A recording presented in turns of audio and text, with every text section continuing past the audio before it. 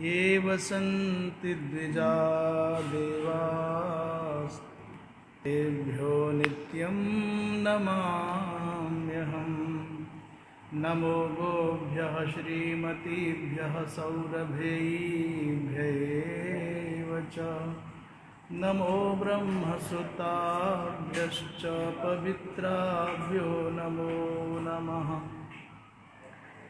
या विद्या शिवकेशवादिजननी या वै जगन्मोहिनी या पञ्चप्रणवद्विरेफनलिनी या चित्कलामालिनी या ब्रह्मादिपिपीलिकान्ततनुषुप्रोता जगत्साक्षिणी सा पायात् परदेवता भगवती श्रीराजराजेश्वरी। कृष्णाय वासुदेवाय हरये परमात्मने प्रणतः क्लेशनाशाय गोविन्दाय नमो नमः। शङ्करं शङ्कराचार्यं केशवं बादरायणं सूत्रभाष्यकृतौ वन्दे भगवन्तौ पुनः पुनः। ईश्वरो गुरुरात्मेति मूर्तिभेदविभागिने व्योमवद्व्याप्तदेहाय दक्षिणामूर्तये नमः। श्रीराम जय राम जय जय राम। राम जय राम जय जय राम। श्रीराम जय राम जय जय राम। श्रीराम जय राम जय जय राम। श्रीराम जय राम जय जय राम। श्रीराम जय राम जय जय राम। धर्म की अधर्म का प्राणियों में विश्व का गो हत्या गौ माता की परम पूज्य धर्म सम्राट स्वामी श्री करपात्री जी महाराज की सद्गुरुदेव भगवान की श्री वृंदावन बिहारी लाल की हर हर महादेव। श्रद्धेय पूज्य चरण धर्मानुरागी सज्जन वृंद, प्रसंग चल रहा था कि यज्ञ के अतिरिक्त जो भी कर्म है, यज्ञीय भावना रहित जो भी कर्म है, भगवत प्रीति निमित्तक कर्म यज्ञ है, और भगवत प्रीति निमित्तक नहीं है तो यज्ञ भिन्न कर्म है। भगवत अर्पित बुद्धि से कर्म होगा तो यज्ञ बन जाएगा। यद्यपि इस तरह की परिभाषा करने से जो यज्ञ का मौलिक रूप है वो कुछ ओझल हो जाता है, क्योंकि यज्ञ शब्द को तो व्याकरण की दृष्टि से यदि सिद्ध करें तो यज, याज, यत, विच्छ, प्रच्छ, रक्षो, नम, ये अष्टाध्यायी के अनुसार तीसरे अध्याय के तीसरे पाद का 90वां सूत्र है। इस सूत्र से यज धातु से, याच धातु से, यत धातु से, विच्छ, प्रच्छ और रक्ष इन धातुओं से नंग प्रत्यय होता है। तो इज्यते हविर दीयते यत्र इति यज्ञ, जहाँ हविर्दान किया जाता है उसको यज्ञ कहते हैं। दूसरा इज्यन्ते देवताः यत्र इति यज्ञ ऐसा कहा जाता है, जहाँ देवताओं का यजन हो, जहाँ देवताओं के निमित्त आहुति प्रदान की जाती हो। और यज धातु 3 अर्थों में आती है, देव पूजा, संगतिकरण और दान। यज देव पूजा संगतिकरण दानेषु, तो जहाँ देव पूजा हो उसका नाम यज्ञ है, जहाँ सत्संग हो, शास्त्र चर्चा हो और जहाँ दान हो, अन्नादिक दान हो, दक्षिणादिक स्वर्णादिक दान हो। तो तीनों कार्य जहाँ संपन्न होते हैं उसका नाम यज्ञ है। जहाँ देव पूजा हो, जहाँ पर सत्संग हो, महापुरुषों का समागम हो, शास्त्र चर्चा हो, और जहाँ अन्नादिक की प्रचुर मात्रा में पुष्कल दान हो, उसका नाम यज्ञ है। तदपि ईश्वर अर्पण बुद्धि से जो किया गया कर्म है उसको यज्ञ कहते हैं, और वह बंधन का कारक नहीं होता, अपितु मुक्त्यर्थ होता है। कहते इतः च अधिकृतेन कर्म कर्तव्यम, इसे आगे बता रहे हैं कि अधिकारी को निश्चित रूप से कर्म करना चाहिए और करना ही चाहिए। कल ये प्रसंग चल रहा था कि संन्यस्त कौन है, असन्यस्त कौन है, कौन निवृत्ति मार्गी होना चाहिए, कौन प्रवृत्ति मार्गी होना चाहिए। तो बाहर का विभाजन पृथक है कि नाम बदल गया, वेश बदल गया, स्थान बदल गया, पर मन की जो दशा है इसको तो व्यक्ति स्वयं जानेगा कि मैं कर्म पथ का अभी अधिकारी हूँ कि ज्ञान मार्ग का अधिकारी हूँ। ये बाहर के विभाजन से तय नहीं होगा, निर्धारित नहीं होगा। अपनी अंदर की अवस्था को जान करके निर्णय करना चाहिए। कहते हैं, भगवान कृष्ण कहते हैं इसलिए कर्म करना आवश्यक है, और विशेषकर यज्ञ। सह यज्ञाः प्रजाः सृष्ट्वा पुरोवाच प्रजापतिः अनेन प्रसविष्यध्वा मे सबोस्तिष्ठ कामधुक्। सह यज्ञाः प्रजाः सृष्ट्वा पुरोवाच प्रजापतिः अनेन प्रसविष्यध्वा मे सबोस्तिष्ठ कामधुक्। भगवान कृष्ण कहते हैं, हे अर्जुन, जब विधाता ने ये सबसे पहले सृष्टि बनाई तो यज्ञ के साथ बनाई है।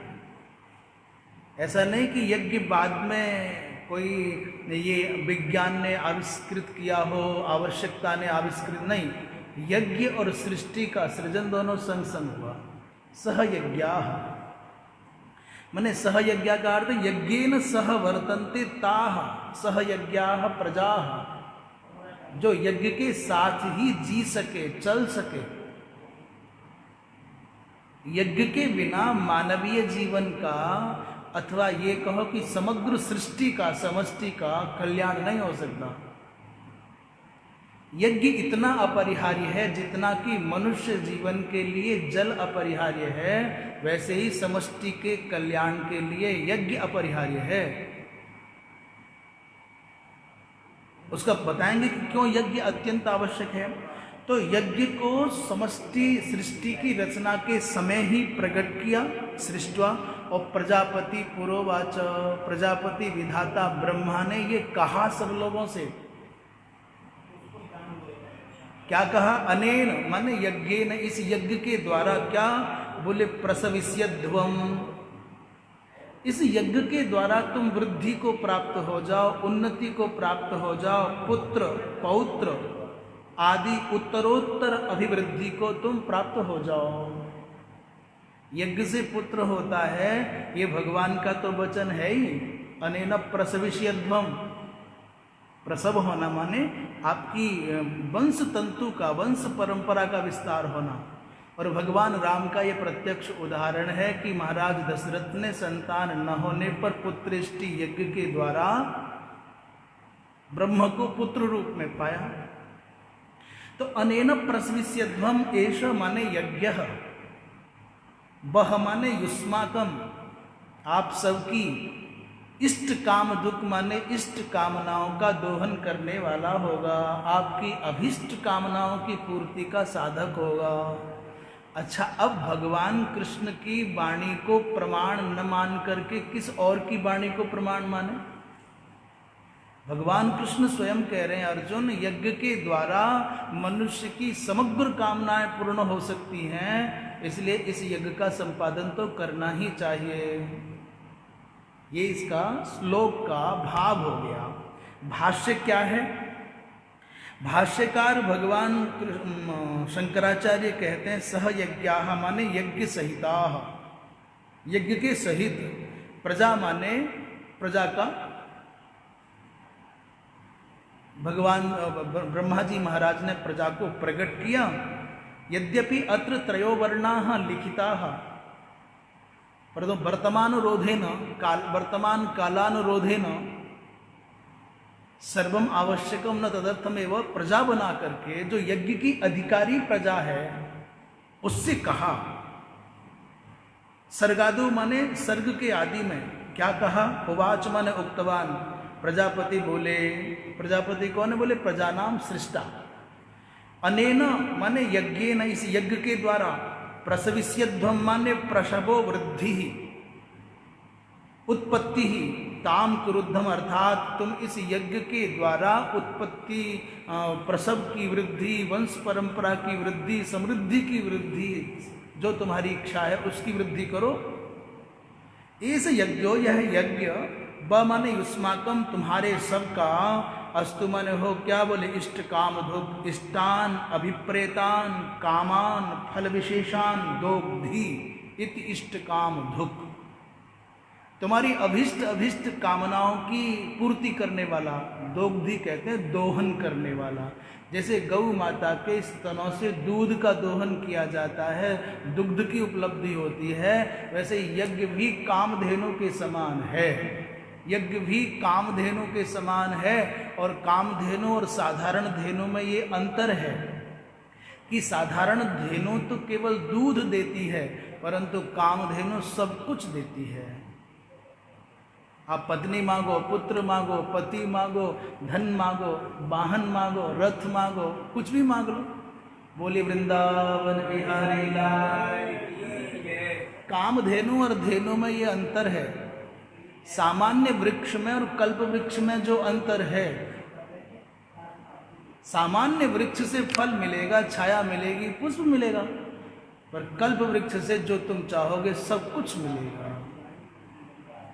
साधारण गौ से दुग्ध मिलेगा, पर कामधेनु से जो तुम कामना करोगे वो सब मिलेगा। इसका कोई प्रमाण है? बोले हाँ।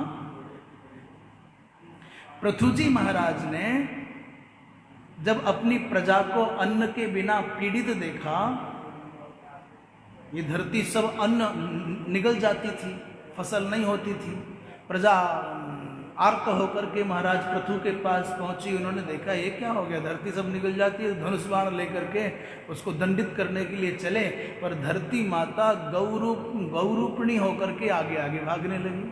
और फिर वहाँ संवाद है कि महाराज भद्र पुरुष तो स्त्री पर हाथ नहीं उठाते, अबला पर हाथ नहीं, सापराधा होने पर भी हाथ नहीं उठाते। अंत में समझौता हुआ, निष्कर्ष ये निकला कि उन्होंने कहा भगवान जिसकी जो आकांक्षा है, जिसका जो मनोरथ है, वो मेरा दोहन कर ले। आप वत्स की पात्र की कल्पना करो और अभिष्ट पदार्थों का दोहन कर लो। महाराजा पृथु ने मनु जी महाराज को बछड़ा बनाया। अब गऊ है तो बछड़ा तो चाहिए, बिना बछड़ा के तो दुग्ध नहीं होगा। और महाराज दोहन किया तो अन्नादि का दोहन कर लिया। भिन्न भिन्न अधिकारी लोगों ने अपने अपने अभिष्ट पदार्थों का दोहन किया। एक ही गौ माता के स्तनों से अनेक प्रकार के, किसी को विद्या, किसी को सुरा, किसी को अमृत, किसी को ज्ञान, किसी को संपदा, किसी को सिद्धि, किसी को अन्न, सब पदार्थ मिल गए। तो कामधेनु में और धेनु में यह अंतर है। यज्ञ भी कामधेनु के समान है, जैसी इच्छा हो वो प्राप्त कर लीजिए। इसलिए बलि यज्ञ करते हैं तो तीनों लोगों का साम्राज्य पा लेते हैं। दशरथ जी महाराज यज्ञ करते हैं तो ब्रह्म को पुत्र रूप में पा लेते हैं। कुछ स्वर्ग की कामना करने वाले लोग स्वर्ग पा लेते हैं, कुछ वृष्टि की कामना करने वाले वर्षा प्राप्त कर लेते हैं, कुछ शत्रु वध प्राप्त की इच्छा रखने वाले शत्रुओं का समन कर लेते हैं। तो जिसकी जैसी इच्छा मनोरथ उसको वैसी सिद्धि प्राप्त हो जाती है। कथम कहते हैं कैसे, आगे देवान भावयतानेन ते देवा भावयन्तु वः परस्परं भावयन्तः श्रेयः परमवाप्स्यथ। देवान् भावयतानेन ते देवा भावयन्तु वः परस्परं भावयन्तः श्रेयः परमवाप्स्यथ। भगवान कृष्ण कहते हैं अर्जुन, देवान भावयतानेन अनेन अर्थात यज्ञेन, इस यज्ञ के द्वारा देवान भावयत, देवताओं को भावयत माने वर्धयत, उनको पुष्ट करो, संतुष्ट करो। कोई व्यक्ति भूखा हो, प्यासा हो और तुम उसकी आरती उतारो, उसकी प्रशंसा करो तो कहो प्रसन्न होगा? आप चल के आए हो, बहुत थके हुए हो, पसीने में नहाए हो, खड़े हो, सोच रहे हो कोई जगह बता दे कहाँ बैठूं, कोई आसन दे, अरे वाह महाराज, और आरती लिए जाए, घुमाए जाए, घंटों लंबी आरती करे, वहाँ पैर कांप रहे हैं। जैसे नर्मदा परिक्रमा के समय पर व्यक्ति चल करके खूब थका हुआ आता है, अपेक्षा रहती है समय पर पानी मिल जाए, पानी से पहले आसन मिल जाए, और कोई आसन दे नहीं, जगह पर बैठने देने, कहाँ से आए मारा, आहा आपके गुरुजी, परम गुरुजी, वो कह रहे बाबा ये सब बाद में करना, पहले बैठने की जगह दे।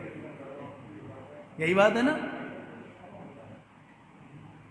जो व्यक्ति भूखा प्यासा है उसको तुम आरती करके, अगरबत्ती जला करके, दंडवत प्रणाम करके संतुष्ट नहीं कर पाओगे। प्यासे को पानी दो, तुरंत तृप्त, संतुष्ट, और चेहरे से लग जाएगा प्रसन्न हो गए। भूखे व्यक्ति को भोजन कराइए, कुछ खाने को दीजिए, तुरंत तृप्त, तुरंत प्रसन्नता, और आप प्रशंसा करे जाओगे तो बात नहीं बनेगी। इसलिए देवताओं की स्तुति अपनी जगह है। ये कोई इसलिए नहीं कह रहे हैं कि हमें कुछ नई बात कहनी है, पर देवताओं की कथा के द्वारा यदि तृप्ति करना चाहते हो, प्रवचन के द्वारा तृप्ति करना चाहते हो, तो पहले स्वाहा के द्वारा उनको भोजन करा दीजिए। भोजन करने के बाद व्यक्ति चैन से सुनेगा। कथा, प्रवचन, सत्संग आदि के द्वारा देवताओं का स्तवन होता है, स्तुति होती है, और स्तुति व्यक्ति को तब प्रसन्न करती है जब पेट भरा होता है। इसलिए देवताओं को पहले स्वाहा के द्वारा आप आहुतियाँ दीजिए। यज्ञ इतना आवश्यक है। अभी कोई व्यक्ति है, कहता है माताजी पिताजी, कहता है मैं आपको भगवान मानता हूँ, आप मेरे भगवान हो।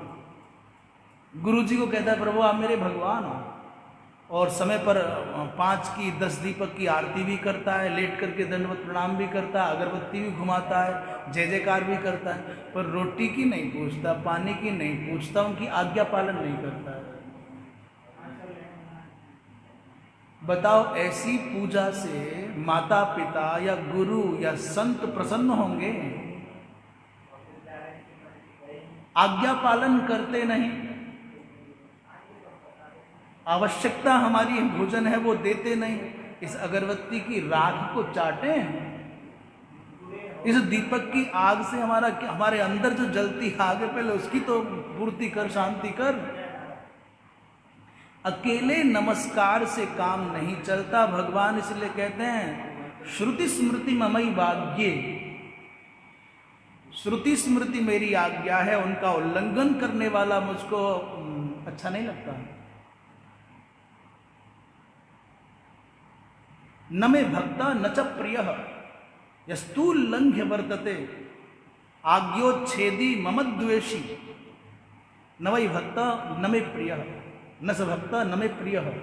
तो श्रुति और स्मृति भगवान की आज्ञा है। लोग ये कहते हैं ना साहब भगवान मिले ही नहीं, उन्होंने कोई आज्ञा दी ही नहीं, तो कौन सी आज्ञा माने उनकी? तो भगवान की आज्ञा है श्रुति और स्मृति।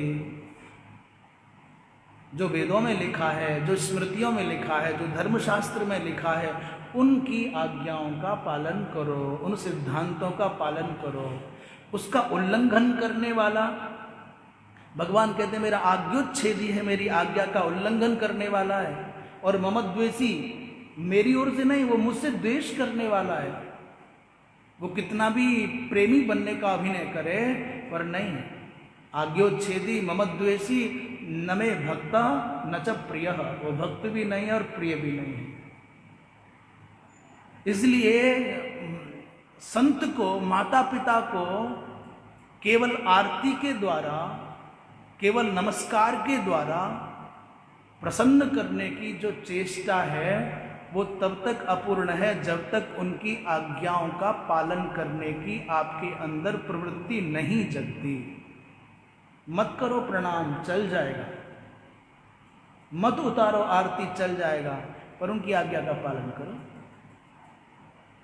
माता पिता की आज्ञा का पालन तो करता नहीं, प्रणाम खूब करता है, प्रशंसा खूब करता है, तो माता पिता कहते हैं दम भी है। माँ बाप यही कहेंगे ना, ये दिखावा करता है, बात नहीं मानता, ये भीड़ के सामने लेट के प्रणाम करता है, नाटक है। हम भूखे हैं, हमारे कपड़े देख लो, बोलेंगे नहीं बोलेंगे? तो भगवान को मानो या मत मानो, तुम्हारी मर्जी, पर भगवान की मानो। मुश्किल ये है कि भगवान को मानने की बात करते हैं, पर भगवान की मानने की बात नहीं है। माता पिता को मानो या मत मानो, संत को, गुरु को मानो या मत मानो, पर उनकी मानो, उनकी आज्ञा का पालन करो। आप शास्त्र को मानो या मत मानो, शास्त्र की मानो ना।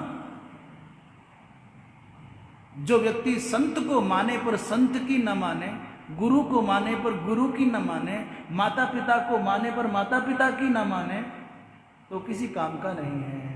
इसलिए भगवान को मानो या मत मानो, पर भगवान की आज्ञाओं को मानोगे तो कल्याण हो जाएगा।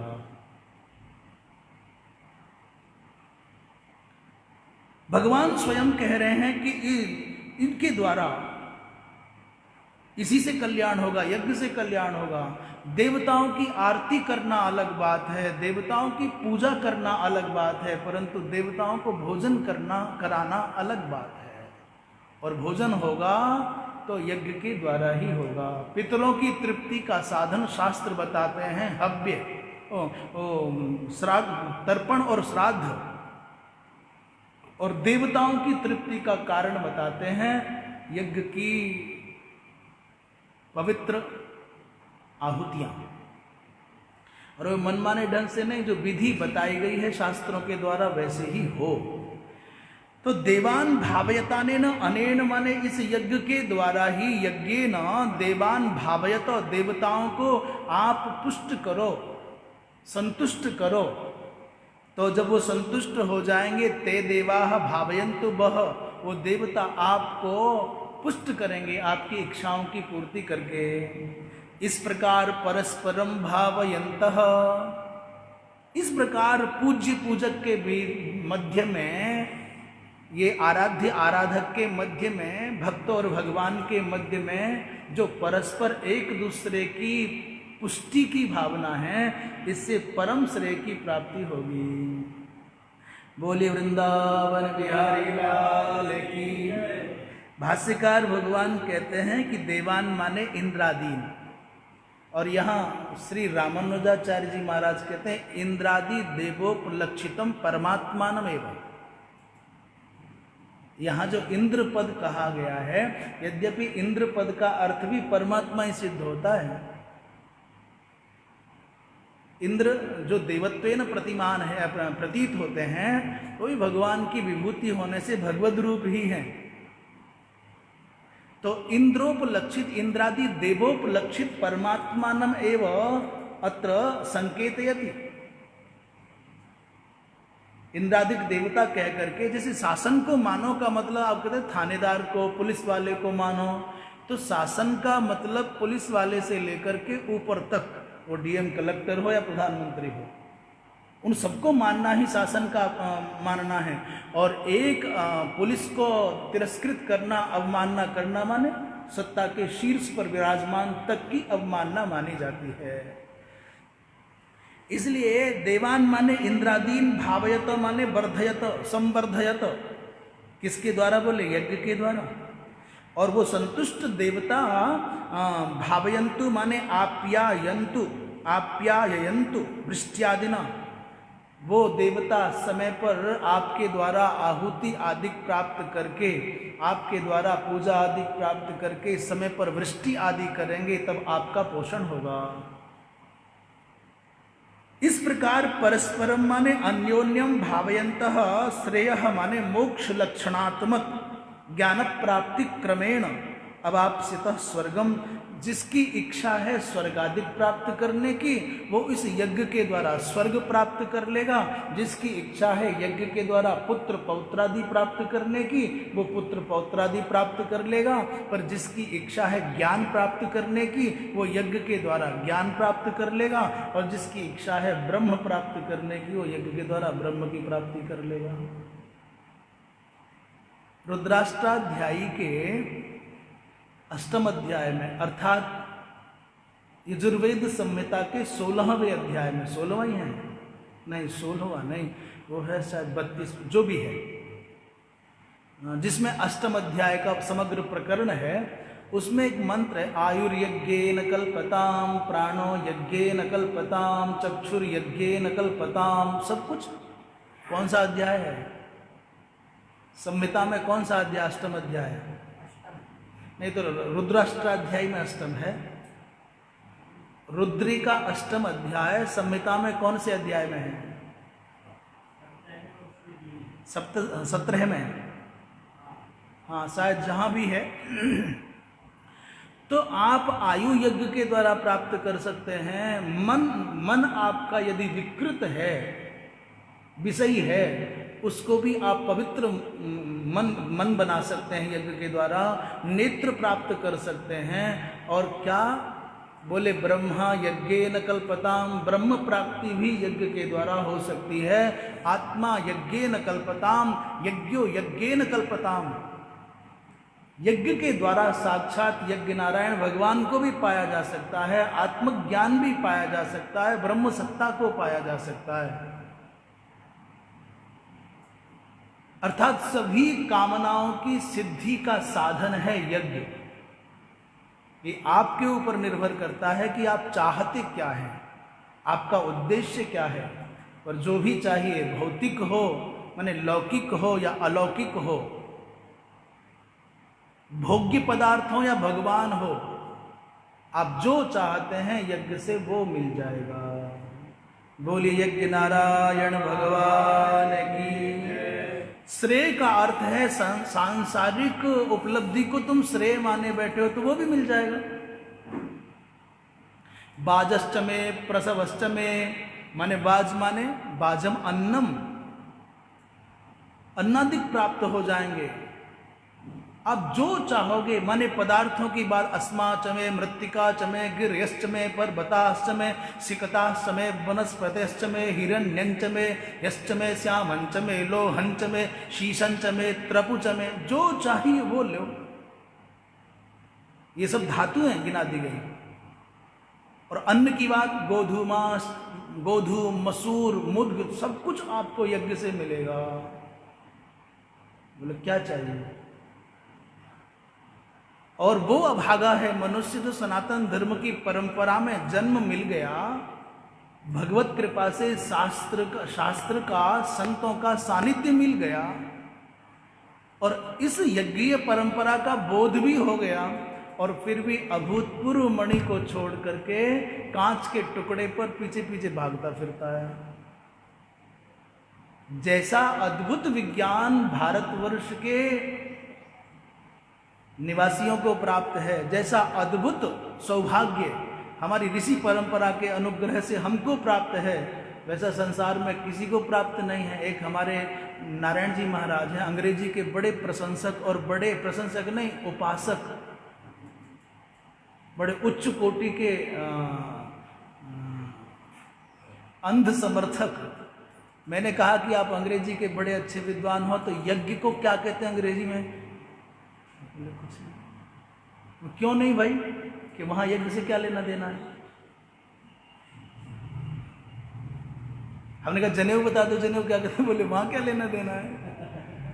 तो जहां यज्ञोपवीत नहीं है, जहां यज्ञ नहीं है, वो देश, वो सभ्यता, वो विचार, वो भाषा और वहां के लोग हमारे किस काम के हैं? यज्ञ के बिना हिंदू का जीवन एक कदम नहीं चल सकता। यद्यपि प्रमुखता से 16 संस्कार हैं, परंतु और भी अधिक संस्कारों की गणना शास्त्रों में आती है। 16 संस्कार में एक भी संस्कार ऐसा नहीं है जो गाय के बिना और यज्ञ के बिना संपन्न हो सके, हवन के बिना संपन्न हो सके। इसलिए मनुष्य बनना, मनुष्य भी बाहर के लोगों को मनुष्य कह दो, पर मनुष्य सच्चे अर्थ में वही है जो मनुस्मृति के अनुसार जिसका जीवन चलता है, जो महाराज मनु के सिद्धांत को स्वीकार करे, वही मनुष्य है। हम मनुष्य हो सकते हैं, आदमी नहीं हो सकते। आदमी तो कुछ और लोग बताते हैं, बोले बाबा आदम से जो हुए वो आदमी है, हम तो मनुष्य हैं। और एक और विशेष बात बताऊं, उसमें भी विशेष बात यह है महाराज जी, ब्राह्मण मनुष्य नहीं है।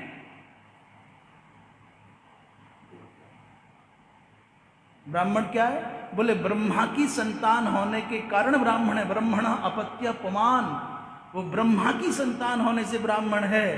परंतु जो महाराज मनु की संतान है वो मनुष्य है, ब्राह्मण मनु की संतान नहीं है। मनु के सिद्धांत का पालन करने वाला हो सकता है।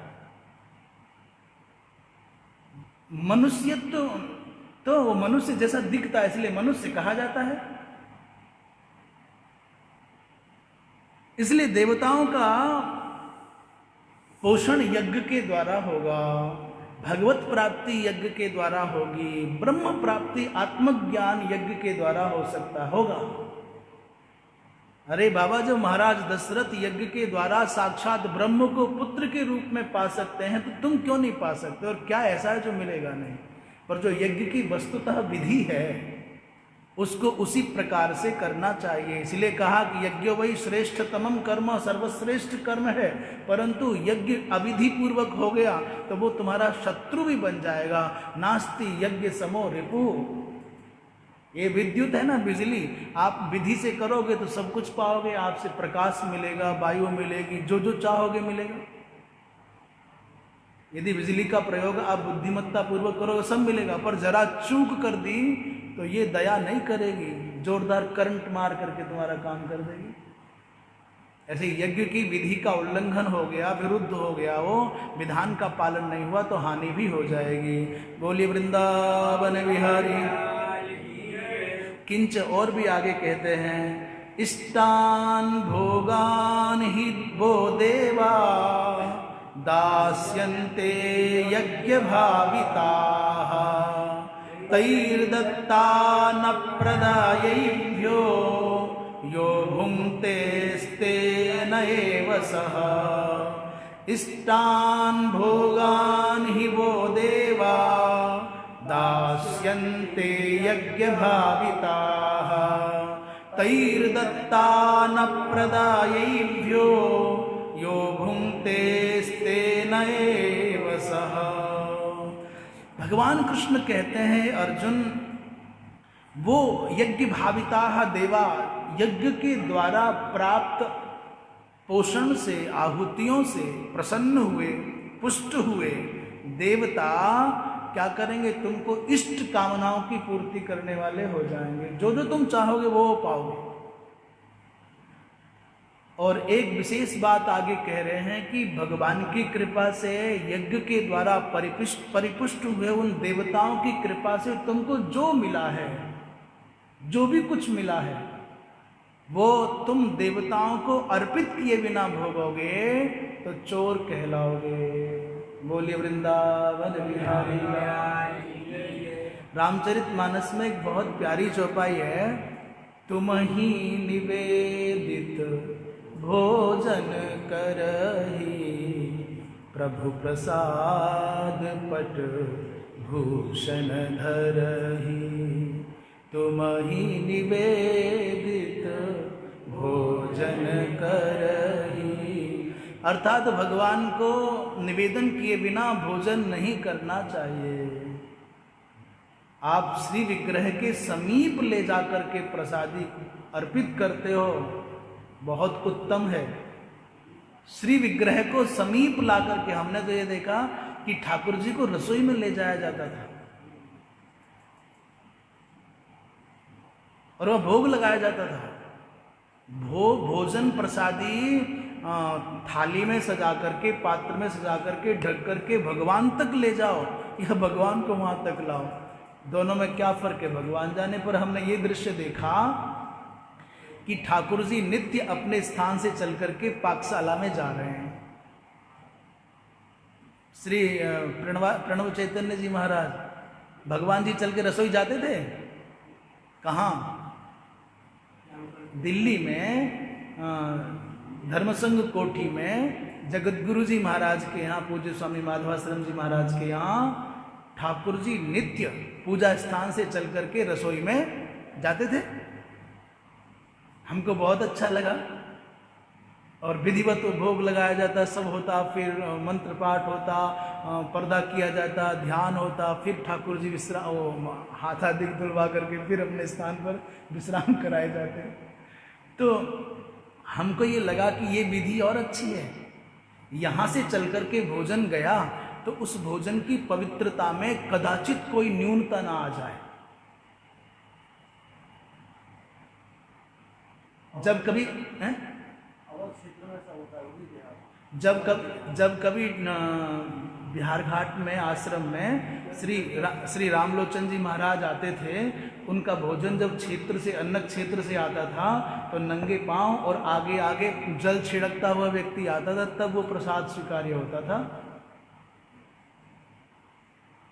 ठाकुर जी का भोग जावे पाकशाला से वहां तक, तो मंदिर में भोग बनता था तो वहां तक जल छिड़कते हुए आगे आगे जाए, एक व्यक्ति तक पीछे पीछे प्रसादी जाए। तो भगवान जी स्वयं पाकशाला में जामे प्रसादी पाने या भोजन स्वयं चल कर के भगवान तक आवे, है अद्भुत भाव है। और कोई कह सकता है क्या फर्क पड़ता है, भाव ठीक होना चाहिए, तो जूता पहन करके ले जाओ तो क्या जाता है, भाव ठीक होना चाहिए। खुली थाली लेके चले जाओ, क्या बिगड़ता है। फिर आच्छादन की, नग्न पाद की और जल छिड़कने की जरूरत क्या, भाव ठीक हो।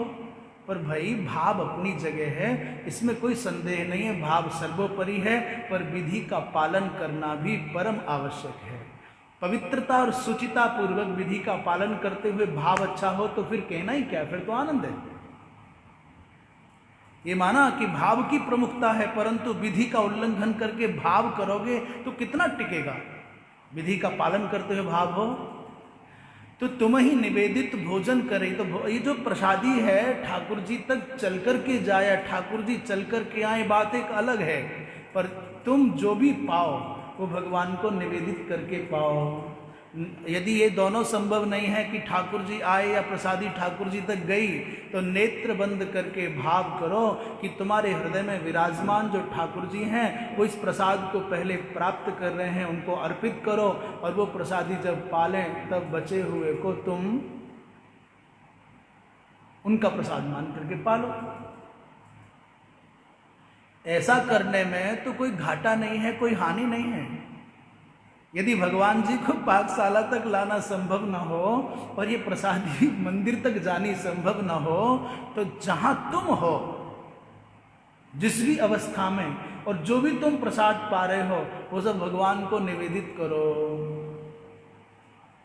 इसलिए वैष्णव परंपरा में तो बहुत प्यारी एक ऐसी अनूठी पद्धति है। तुलसा जी नहीं मिलती ना, हमने एक संत को देखा तो तुलसा जी उपलब्ध नहीं है, तो कंठ में जो कंठा है ना, उसी का स्पर्श करा करके दुग्धाग्ध पीना हो या कुछ करना हो तो पा लेते थे।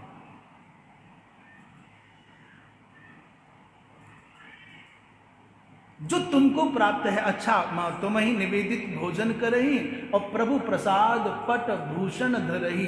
जब तक वो प्रसाद ना बने तब तक वस्त्र धारण ना करे, आभूषण धारण ना करे,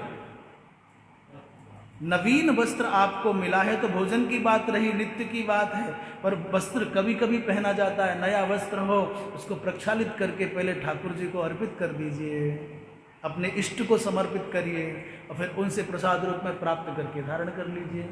तो प्रभु का प्रसाद बनाओ पहले वस्तु को, वो तब तक भोजन है जब तक ठाकुर जी के चरणों में नहीं पहुंचा, और वो भोजन ठाकुर जी के चरणों में पहुंच गया तो क्या बन गया? बोले प्रसाद बन गया।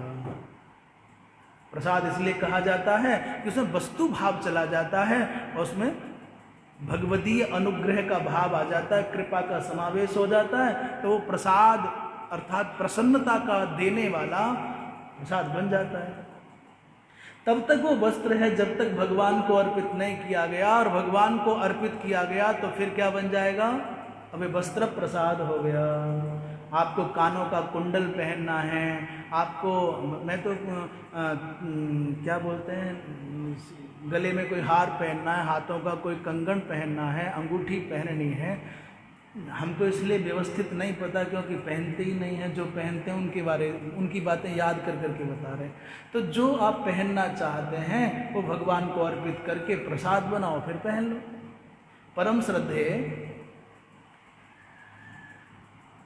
धर्मावतार परम पूज्य पूर्व ज्योतिषपीठाधीश्वर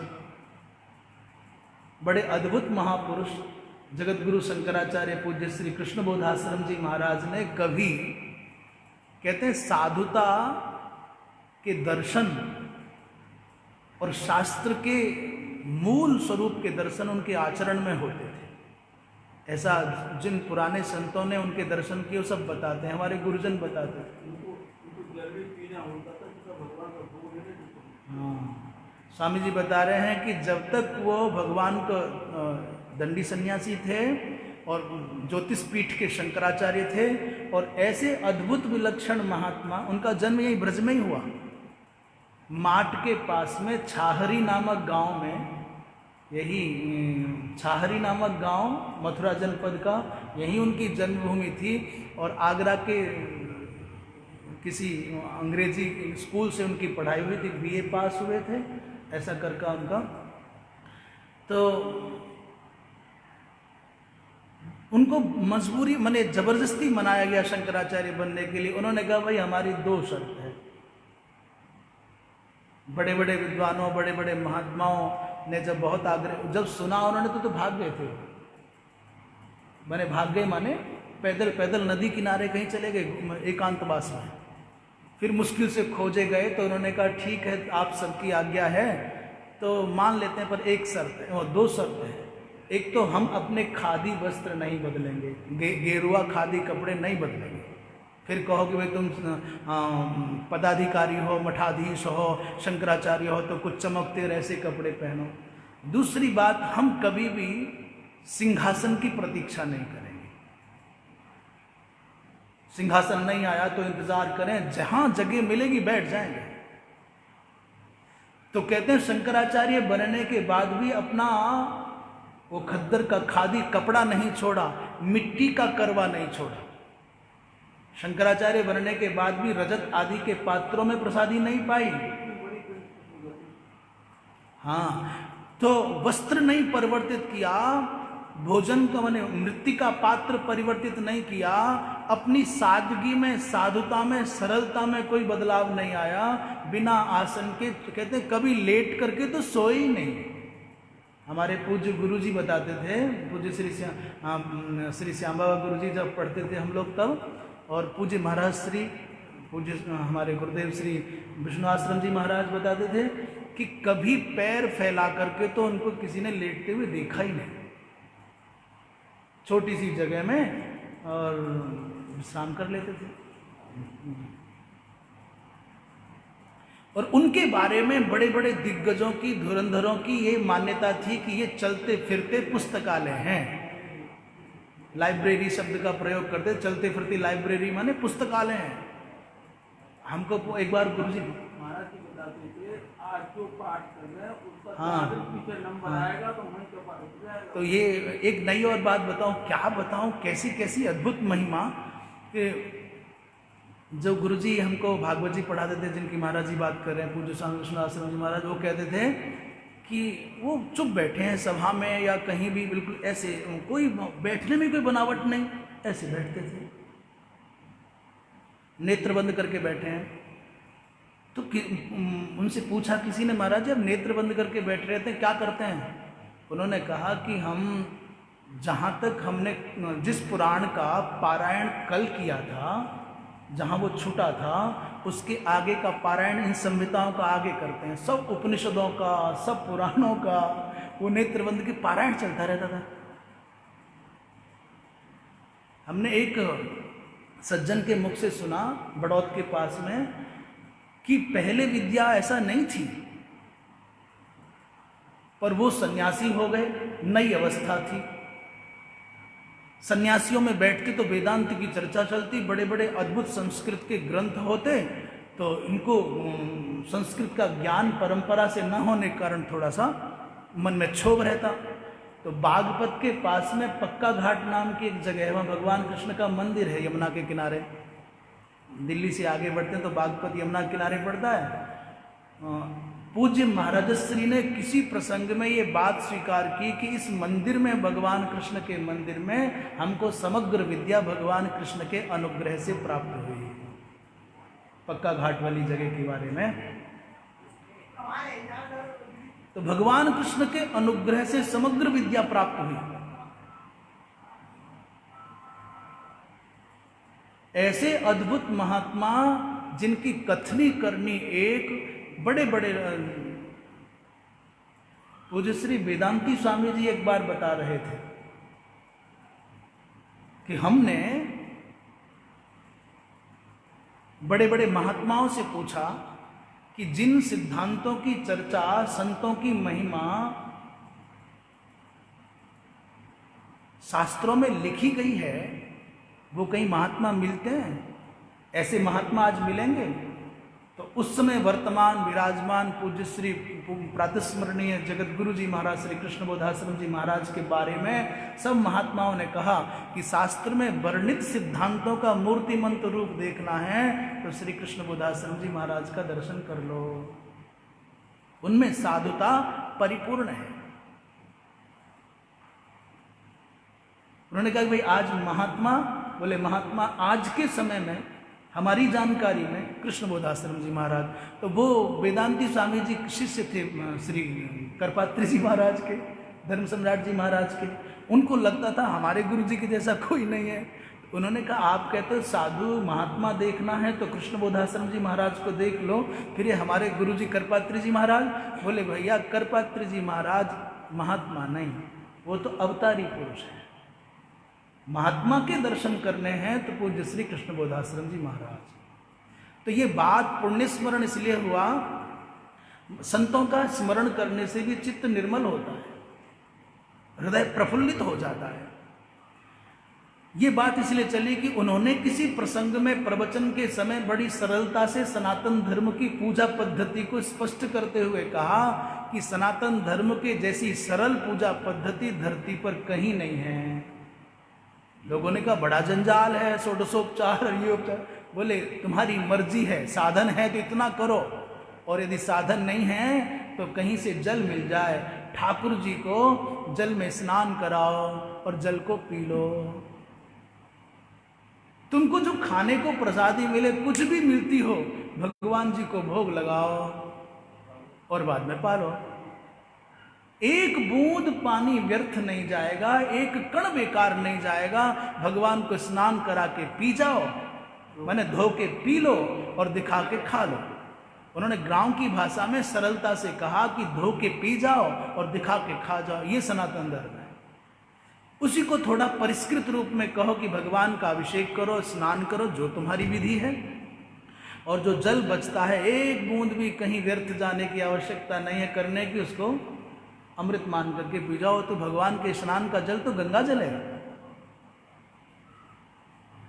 तो उन पूज्य महाराज श्री ने कहा तैर दत्ता न प्रदायिभ्यो, वो स्मृति इसलिए आ गई कि इतनी सरल पूजा पद्धति है सनातन धर्म की, जो हमको भगवत कृपा से प्राप्त है पदार्थ, उसको देवताओं को अर्पित किए बिना यदि हम अपने प्रयोग में लेंगे तो चोर कहलाए जाएंगे। मकान भी मिला है भगवान की कृपा से, तो उसको भगवान को अर्पित कर दो। अब भगवान के द्वारा प्रदत्त घर को आपने भगवान को अर्पित किया और उनकी आज्ञा से किराएदार की भूमिका में रहो। देना कि हमारे दादा परदादा के सामने तो भगवान को मकान दे रहे हैं। वस्त्र मिला है तो भगवान को अर्पित करो और प्रसाद मान करके धारण कर लो। अलंकार मिला है तो भगवान को अर्पित करो और प्रसाद मान करके धारण कर लो। यदि ऐसा नहीं करोगे और सीधे आप उसका प्रयोग करने लग जाओगे तो स्तेन कहलाओगे। स्तेन माने चोराहा। ये चौर्य क्या है? चोरी किसे कहते हैं? बोले अन्यदीय वस्तुनि, दूसरे की वस्तु में स्वकीयता बुद्धि करना, अपनी मान लेना और तत्प्रयोजनाय एव परिकृप्ते, उसको जो दूसरे के प्रयोजन के लिए परिकृप्त माने भगवत द्वारा रचित है, किसी दूसरे के निमित्त है वस्तु और आपने अपनी मान करके उसका उपभोग किया, ये चोरी है। दूसरे की वस्तु को अपनी मान करके प्रयोग करना बिना आज्ञा के, वो चोरी कहलाता है। तो जो व्यक्ति भगवदीय कृपा से संप्राप्त पदार्थों को भगवान को अर्पित किए बिना प्रयोग करता है, वो चोर कहलाता है। भगवान भाष्यकार इस बात को कह रहे हैं। स्थान माने अभिप्रेतान भोगान, आपको देवता देते हैं तो स्त्री है, पशु है, पुत्र है, फैक्ट्री है, धन है, पद है, कीर्ति है, यज्ञ के द्वारा परितुष्ट देवता सब प्रदान करते हैं। उन देवताओं को इन सब अन्नादि को समर्पित पहले करो। और यदि आप ऐसा नहीं करेंगे, आनऋण्य माने ऋण को नहीं उतारेंगे, तो फिर आप देवद्रोही कहलाएंगे, आप चोर कहलाएंगे। ये ऋण 3 प्रकार के होते हैं, देव ऋण, ऋषि ऋण और पितृ ऋण। इस विषय पर चर्चा कल होगी। अब यही वाणी को विराम। पूर्णमदः पूर्णमिदं पूर्णात् पूर्णमुदच्यते पूर्णस्य पूर्णमादाय पूर्णमेवावशिष्यते। सर्वे भवन्तु सुखिनः, सर्वे सन्तु निरामयाः, सर्वे भद्राणि पश्यन्तु, मा कश्चित् दुःखभाग् भवेत्। नारायण। माँ पूछ रही थी कि अकेले में भगवान मिलते हैं। अकेले का मतलब एकांत, एकांत का मतलब अंदर। उनके तीनों शब्द हैं। तो कैसे अकेला हुआ जाए, कैसे एकांत हुआ जाए, कैसे अंदर भगवान को पाया जाए। अब हम चूंकि यहाँ के अतिरिक्त जब नीचे उतरेंगे तो फिर हिंदी नहीं बोलते, इसलिए माँ ने जो प्रश्न किया उसका समाधान है कि जो आपने पहले देखा है उसे भूल जाओ। तो आपके नेत्र से संबंधित जो दृश्य वर्ग अंदर भरा है, हृदय भरा हुआ है, वो स्थान खाली हो जाए, अलमारी का वो कोना खाली हो जाएगा। आपने जो बहुत कुछ सुन रखा है संसार का, प्रपंच का, उसको डिलीट मार दो, भूल जाओ, तो वो श्रवण से संबंधित कचरा निकल जाएगा। आपने जो चख रखा है तद विषयक समग्र स्मृतियों का समन कर दीजिए। इस प्रकार पूर्व में अपनी इंद्रियों के द्वारा भोगे गए जो जो स्मरण के क्षेत्र चित्त में हैं, जिन्होंने चित्त को भर रखा है, उनको खाली कर लिया जाए और नवीन की नया देखना, नया सुनना, नया बोलना, ये झमेला ना हो तो एकांत हो जाएगा, खाली हो जाओगे। अभी तो देखने में हम अकेले और खाली हैं, पर दुनिया से घिरे पड़े हैं। किसी बड़े अधिकारी को बुलाया जाता है, अपने पूज्य जनों को बुलाया जाता है, तो हम वो कमरा या वो आसन ही ठीक नहीं करते, पूरा घर ठीक करते हैं, घर का दरवाज़ा ठीक करते हैं। इतना ही नहीं, गली भी ठीक करते हैं। वहाँ से आएंगे तो फूल बिछाते हैं, द्वार बनाते हैं, एक साधारण से अधिकारी को, मंत्री को बुलाते हैं तो गलियां ठीक करते हैं, रास्ते ठीक करते हैं, घर पूरा ठीक करते हैं, वो कमरा ठीक करते हैं, वो जहाँ बैठने हैं उस स्थान को बहुत सजाते हैं, दुर्गंध ना आ जाए तो सेंट भी लगाते हैं। तो जब आप सर्वेश्वर सर्वनियंता परमात्मा को हृदय के आसन पर विराजमान करना चाहते हैं तो भला बताओ, हमारे भगवान के साधारण अंतरी मंत्री से भी गए गुजरे हैं क्या? तो कुछ तो साफ सफाई करनी पड़ेगी, कुछ तो गंदगी हटानी पड़ेगी। साफ सफाई करो, दुर्गंध हटा दो, गंदगी हटा दो, सकारात्मकता की सुगंध से चित्त को भरो और आसन सजा के प्रतीक्षा करो सबरी की तरह से। भगवान तो आने के लिए तैयार बैठे हैं, सबरियां नहीं मिल रही। सबरी के जैसी अखंड वो अनुष्ठानात्मिका प्रतीक्षा नहीं है। वो तो प्रतीक्षा कर रहे हैं, कोई सबरी की तरह प्रतीक्षा करे, प्यार करे, कोई आवाहन करे, आने को तैयार है। इसलिए सबरी के जैसी प्रतीक्षा हो और सबरी के जैसा अनुष्ठान हो, सबरी के जैसा एक दृढ़ निश्चयात्मक विश्वास हो, और हम सबरी के जैसा झाड़ू लगाने वाले हों रोज। लोग कहते हैं भगवान के आने के लिए झाड़ू लगाती थी, भाव कितना पवित्र था, झाड़ू मात्र नहीं थी। मेरे प्रभु आएंगे, उनके पाँव में कहीं कंटक न चुभ जाए, पत्थर न चुभ जाए, इसलिए वो झाड़ू लगा रही है। तो इसलिए नहीं कि गली ठीक करनी है, दूसरों को दिखाना है, इसलिए प्रभु के पाँव में कोई कठिनाई ना हो। और आप भी ठाकुर जी की पूजा करते हो, वो भी करती थी।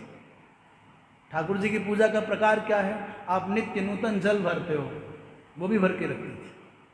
आप रोज कुछ ना कुछ नैवेद्य लागे लगाते हो, वो भी फल लाती थी जंगल से नैवेद्य के लिए। आप भी ठाकुर जी का आसन बिछाते और सजाते हो, वो भी बिछाती थी। और आप भी कुछ और करते हो तो वो भी दिन भर बैठी बैठी प्रतीक्षा, आंखें खोले इंतजार करती थी। आप भी इंतजार करते हो। सबरी की प्रतीक्षा में और हमारी प्रतीक्षा में अंतर सिर्फ विश्वास का है। सबरी को अपने गुरु के वचनों पर दृढ़ विश्वास था कि वो आएंगे आएंगे आएंगे, हमको नहीं है। उनकी हर क्रियाओं में रस था और हमारी क्रियाओं में औपचारिकता है। जिस दिन हमारी क्रियाओं की औपचारिकताएं खत्म हो जाएं और दृढ़ विश्वास हो जाए, उस दिन सबरी के जैसा कृतार्थ करने के लिए भगवान, तब बूढ़े होने पर भी भगवान यही आगे कहेंगे, सावधान सुन सुमुखी सयानी। चेहरे पर झुर्रियों से जो सांसारिक सौंदर्य है वो गायब हो गया था, पर भगवान को झुर्रियों से सजे हुए चेहरे में सुमुखता दिखाई दे रही है और वो सयानी नजर आ रही है। इसलिए भाई, हम जो संसार का बोझा हृदय में ढोए हैं वो हट जाए, सबको तिलांजलि दें और भगवान की अखंड प्रतीक्षा करें। नारायण नारायण।